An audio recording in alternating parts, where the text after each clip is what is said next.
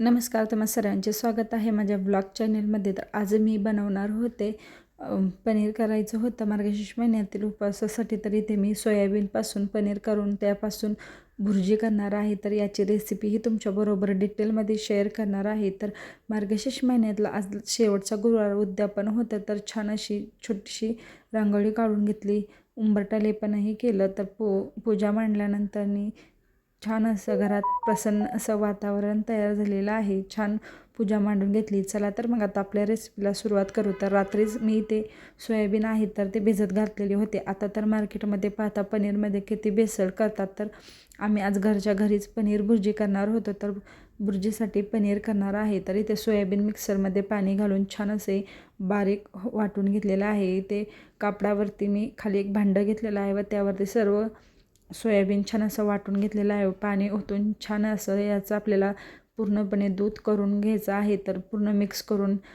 गुठळ्या मोडून घ्यायच्या आहेत व अशा प्रकारे व्हिडिओ दाखवल्याप्रमाणे त्याला गाळून घ्यायचं आहे. तर यापासून बनवलेलं पनीर खरंच खूप प्रोटीनयुक्त असतं. तर नक्कीच करून पाहावं. जर सोयाबीन असेल तर अगदी कमी खर्चात तर होतंच, पण अगदी पौष्टिक व घरच्या घरी बनवलेलं आपलं हे पनीर बाहेरच्या पनीरला ऐकणारच नाही. तर छान असं पिळून घेतलेलं आहे. पुन्हा एकदा यामध्ये मी पाणी ओतून राहिलेले जे काही सर्व त्यामध्ये दूध आहे तर तेही छान असं पिळून घेतलेलं आहे. अशा प्रकारे यातील सर्व मी दूध काढून घेतलेलं आहे. तर हे आपण जे निघालेलं खालचं पाणी आहे तर ते उकळण्यासाठी इथे मी पातेल्यामध्ये ठेवून गॅसवरती मांडलेलं आहे. उकळल्यानंतर अशा प्रकारे लिंबाचा रस टाकून मी पनीर करून घेतलेलं आहे. तर अगदी झटपट असं अगदी पनीर तयार होतं. तर व्हिडिओ तर तुम्ही पाहताच आहे कशा प्रकारे पनीर झालेलं आहे. तर आता हे झालेलं सर्व पनीर आहे तर ते पाण्यापासून वेगळं झालं की आपण गाळून घेणार आहे. तर आम्ही तरी अशाच प्रकारे पनीर बनवतो. तुम्हाला जर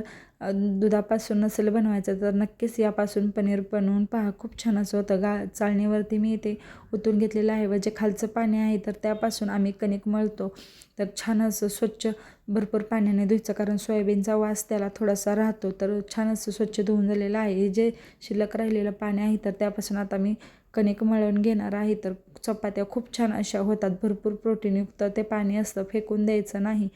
तर अशा प्रकारे पनीर चाळणीवरती ठेवून फ्रीजमध्ये ठेवलेलं आहे. तर मी काय करते ते हे माझा भाचा छान असा क्यूट बघत होता. तर आता आपण भाजीची तयारी करूया. तर कढईमध्ये तेल घेऊन इथे मी 2 कांदे आहेत तर ते छान असे बारीक करून घेतलेले आहेत. कलर चेंज होईपर्यंत भाजून घ्यायचे. चवीनुसार मीठ टाकलेले आहे. कांदा भाजला की त्यामध्ये टोमॅटो टाकून छान असं मिक्स करून घ्यायचं. त्यामध्ये जिरे, धने पावडर, हळद व कांदा लसूण मसाला टाकून मिक्स करून घेतलेला आहे. अगदी बेसिक मसाले वापरलेले आहेत. अजिबात विकतचे मसाले नाही वापरले तरीही खूप छान अशी होते. आलं लसूण पेस्टही टाकलेले आहे.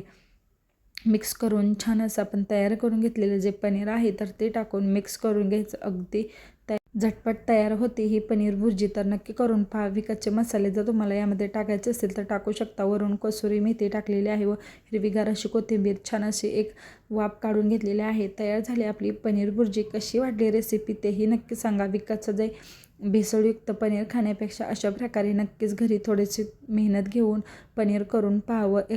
एकदा चव तर खा तुम्ही, अजिबात विकतचं पनीर आणणारच नाही. तर रेसिपी कशी वाटली तेही मला कमेंट करून नक्की सांगा. आता उद्यापन लवकर करायचं होतं तर इव्हिनिंगला पहा छान असं कीर्तन लागलेलं होतं. तर यांचं सुरू झालं. टाळ्या वाजवायचं, दिवाबत्ती करून घेतली. स्वयंपाकही लवकर आवरला होता, पण आमची सुवासिनी काही लवकर आली नव्हती त्यामुळे थोडंसं लेट झालं. त्यानंतर त्यांना जेवायला घालून आम्हीही जेवण करून घेतलेलं होतं. तर पूजा ही सर्व वाचून लवकरच झालेली होती. तर पहा पूजा किती छान असे दिवा लावल्यावरती उठून दिसत होते. एक वेगळंच वातावरण घरामध्ये तयार होतं. तर अशा प्रकारे मार्गशीर्ष महिन्यातले सर्व गुरुवार छान असे पार पडले व छान अशी आजची ही पूजा झालेली होती. हे दृश्य काही छान दिसत होताना दिव्यातून पहा कशा प्रकारे छान असा लाईट दिसत होते. मंदिर अगदी उजाळून निघालेलं होतं. तर नैवेद्य वगैरे दाखवून आम्हीही जेवण करून घेतलेलं होतं. तर आजच्या जेवणामध्ये पनीर भुर्जी, शेवयाची खीर, पापड, वरण भात, गरमागरम भजी व चपाती अशा प्रकारे आजचा मेनू होता. तुमच्याकडे काय मेनू होता ते नक्की कमेंट करून सांगा. धन्यवाद.